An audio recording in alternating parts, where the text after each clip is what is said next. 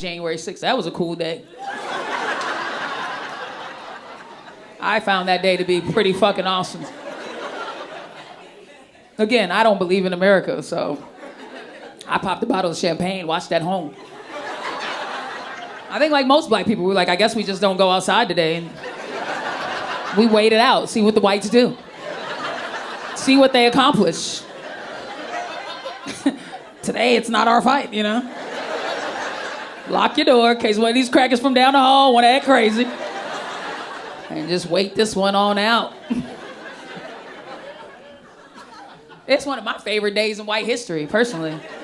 Put it in that top 5. I love how ashamed white people are of it, too. Like, look, he's like, nah, they're ashamed. It's good, though. You need white shame sometimes. You need a good public white shaming. And I really enjoy that, because, like, you know, like elitist whites hated it because all your dirty whites came out. All the little dirty whites came out, and they acted up. And no one likes that. No one wants to see their worst turning it up one time on the Capitol.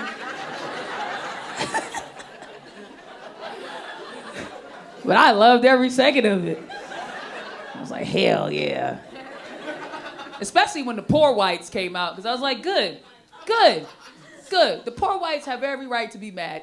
They're the most bamboozled in this whole deal. In this whole fraud of a country, the poor whites are getting fucked the most, and they don't even realize it because they believe in this stupid shit. At least niggas know it's bullshit. Poor whites are like, this is for us. It's like, no, it ain't. And they finally woke up. So I appreciated the poor whites being angry. They have every right to be angry. And they did the right thing. Because y'all be pumping all this rhetoric into their poor white brains about revolutions and all this bullshit American propaganda. And they believed it. And they were like, whoa, revolution our goddamn selves. It's like, yeah, go ahead. Go crash out, you fucking dummies. I loved it. Because also they just acted how poor people act when they're disenfranchised.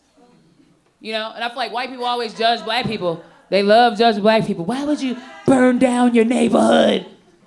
Why would you burn down your neighborhood when you're angry? I don't even get it. Nigga, why would you burn down your country? That's what poor people do when they're mad. They don't own shit. They burn other people's shit. It's a poor concept. It's not a color concept.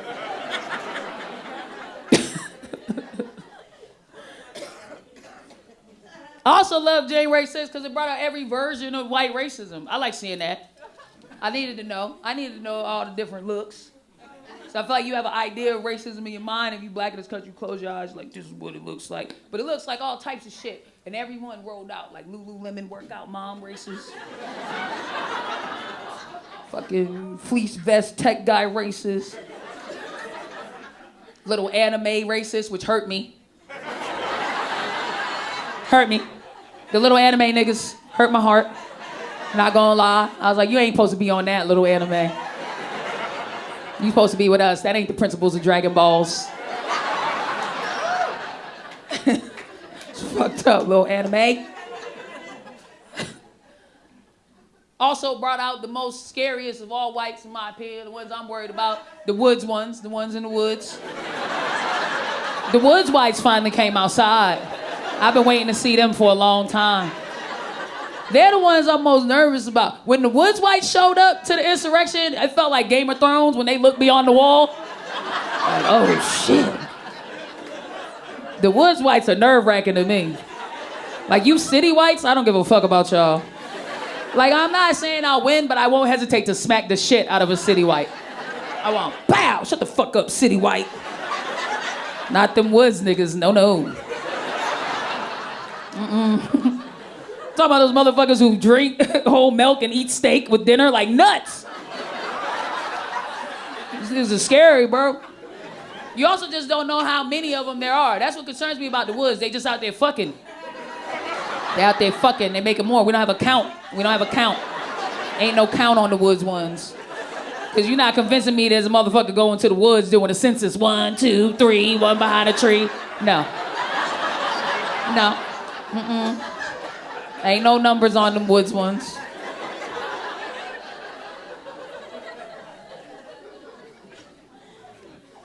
But the poor whites turned up. Those were the ones that really came to show out. They showed out. They showed out. The crackers came. And they came for everything. I loved it, bro. I love seeing that white people got niggas too. I love that. I was like, oh, look at y'all niggas. And they acting like niggas. They was doing all the nigga shit. They were stealing the podium, trying to sell it on eBay. It's like niggas are the same everywhere. Taking pictures on Pelosi's desk. Throwing parties in the hotel lobby afterwards like it was Freaknik. Like, you just committed a fucking crime. And they did all the news interviews. Because niggas love talking to the news. Love it. And they kept saying one thing. I heard this at least 4 times, right? The news interviewer would be like, what do you plan to achieve with all this? And I'm like, when it's all said and done, we're gonna bring back slavery. I heard that shit like 4 times. And every time I do this joke, this is the exact reaction. White people get quiet. One white woman gasps, and the black people laugh. Because that's what I did. I laughed. And every time a white woman goes, I'm actually offended, because I'm like, bitch, you think it's possible? The fuck? The fuck? What do you think of black people? Do you think slavery was just a suggestion and we were like, cool, man? Sounds like a fucking fun ride. No. You know how much it takes to make slavery happen? A lot, dog. A lot. You gotta convince people to sell people into shit they're not quite sure they're selling them into. You gotta steal some niggas unbeknownst to them. You gotta separate them from their families. You gotta deny them their language. You gotta force a language on them that you don't even really let them speak. You don't allow them to read. You don't allow them to write. You don't allow them to communicate. You don't even allow them to keep their own fucking kids. And you gotta do this shit for like a 400-year time span. You think I'm gonna be a slave with an iPhone in my pocket, you stupid bitch? What the fuck are you talking about, man? I have technology, nigga. I can read. You start doing slavery over here, I'm just gonna take an Uber black car over here. We not slaverying no more. Suck my dick. You're like, what are you? Also, what am I slaving doing? I was thinking about that. I was like, okay, so we get to slavery. What the fuck am I doing? What am I actually providing as a slave? Because, like, you niggas don't have land like that. Like, you know, I'm just in your apartment stocking your shelves like it's Walmart. Like, what is the concept here? You don't need me to pick cotton anymore. Like, that would be stupid. Anything agricultural would be fucking dumb. Because you would lose money. You would lose money. There's machines that will do it way more efficiently than I could ever do it. You would lose money at this point. So what am I, slaving at a Papa John's? I'm just like, I gotta get these pepperonis out. It's the Super Bowl. Suck my dick, bro. Slavery's not coming back. Shut up.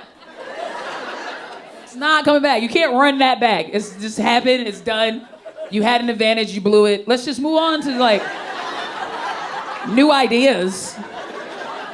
That's all I want at this point. I just want a new version of racism. I'm like, you don't even gotta stop being racist. Just hit me with something different. Like, if one of those white people was like, and we're gonna turn black people into batteries, use them to power our electric cars, I'd be like, oh shit. Now, I didn't know about the nigga the battery program. I don't like that. I don't like that one bit.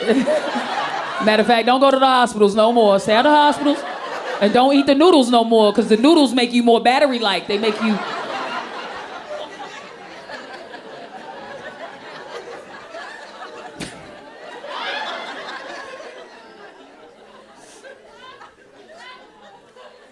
I be wondering how we gonna solve this race shit. It's our main problem, right? It's at the root of this whole shit. And we're all tired of talking about it, I think. But it won't get solved till we just be real about this shit in every way. Like, everybody be racist sometimes. A lot of racism just be frustration about your own situation. And this is just the way you can hold another motherfucker down when you don't feel good about yourself. That's most racism at this point. And, like, then there's, like, real, actual racism who's like, I hate niggas, but, like, I really feel like them niggas are dying. You know, like, it's just that actual, real, visceral, I don't even want them to be able to eat food. It's like...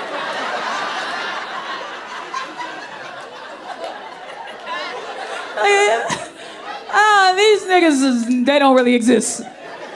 Most of it's just a power play on some bullshit. That we blow up. And I'm so tired of us blowing. I just wish we would just deal with every racial thing just more fucking legitimately. And some of them just ignore. It's not even worth the shit, bro. It's so weird what we become, black and white. You know, we're all just so caught up in it in this dumbass way where sometimes we don't just accept, like, people are just fucking being people and getting in arguments. I don't even know how racial it is. You know? Like, I saw this story. It was out of a Bonefish Grill in South Carolina. Right? So there's some black women at a Bonefish Grill. There's some white women at a Bonefish Grill. The black women are being loud according to the white woman. The white woman comes over. She's like, I'm with my friends and you need to shut the fuck up. The black women are like, bitch, you don't tell us to shut the fuck up. You don't get to tell us what to do no more. We do what the fuck we want in the Bonefish Grill. And in everybody's defense, everybody was right, I think. I wasn't there, but I'm pretty sure these black bitches were loud. But also, this white bitch don't got the right to tell them what the fuck to do. Nobody's incorrect. And so the black lady's yelling at the white lady, and then the white lady goes, you're just a bunch of stupid niggers. And she walks away. And then everyone does that. She said the word. And then it became a news story, which infuriated me. Because this is not news. This is just what goes down at the Bonefish Grill.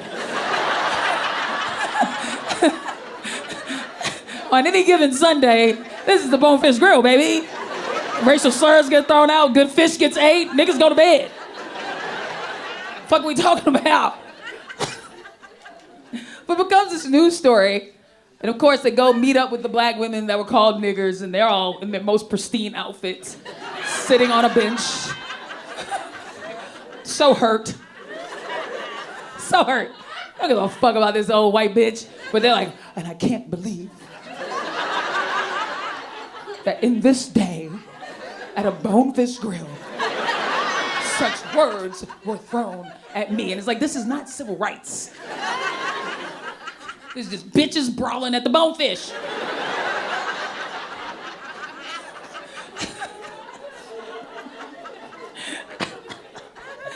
And then they hunt this white woman down.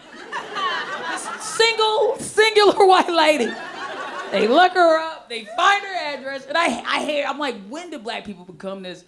Why are we like this new whiny thing that we hate? Like, just beat the bitch ass in the Bonefish and go to bed.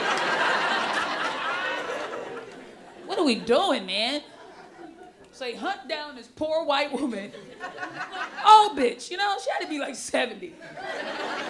They find her address, they pull up to her house. The bitch is gardening, bro. When they get to her, she got a big sun hat on. She's pruning her little roses. And they're like, are you the nigger Bonefish lady? Which in her defense, today, no. She's not the nigger Bonefish. Today, she just gardening white bitch. That was Wednesday, you know? Like, I'm not even on that right now. Fuck you talking about? And they're like, do you know the power of that word? Do you know how hard and deep that word cuts? And she said, yes, that's why I said it to them. I don't like them. And I wanted to hurt their feelings. And then she just went back to her garden. And I was like, this bitch need to be president. Whoever this white bitch is, give her a medal. Because she didn't even make, if she would have cried and been like, I didn't understand, I would have wanted to kill her. But she was just like, duh, nigga, that's why I said it.